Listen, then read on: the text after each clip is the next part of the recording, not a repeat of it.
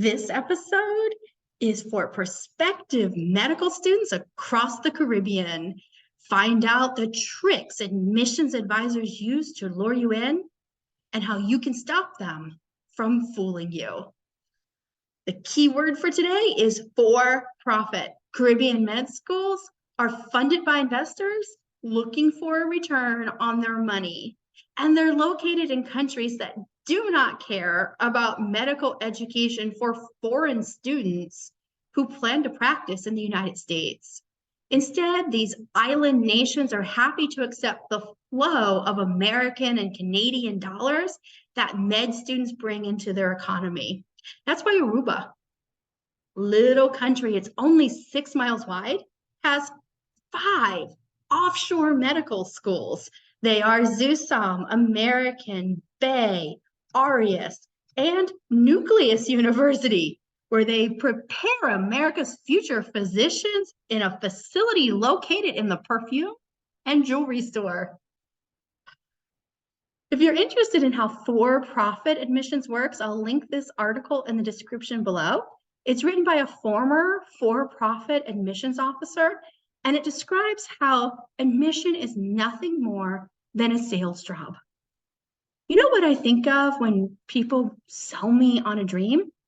I think of this book, Assholes Finish First.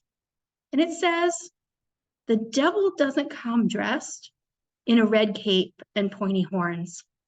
He comes as everything you've ever wished for. So if your for-profit admissions advisor is telling you something that sounds too good to be true, it's probably not true. That's why I've created this top 3 list of tricks admissions advisors use and how you can protect yourself. Let's start with number 1, the USMLE pass rate. Many of these advisors will trick you into thinking 100% of their students go on to pass the USMLE. Oh no. In fact, the truth is only a few selected students are given permission to take the USMLE. So let's flip the script on the admissions advisors. When they bring up the USMLE pass rate, ask, are students required to pass the comprehensive basic science exam to get permission to attempt the USMLE? If so, what's the passing score that's required? How long does the average student take to pass the CBSE?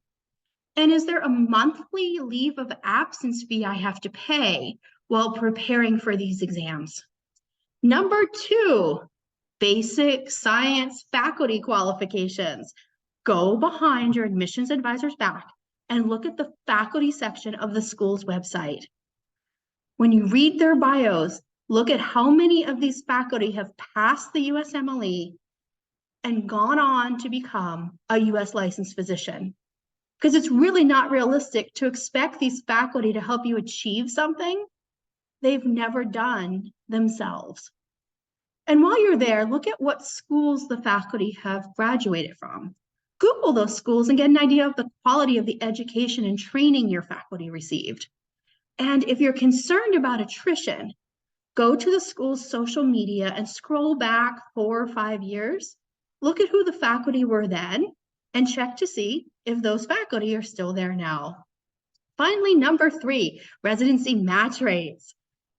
Go to the school's website and see if they have a list of places where their students have matched.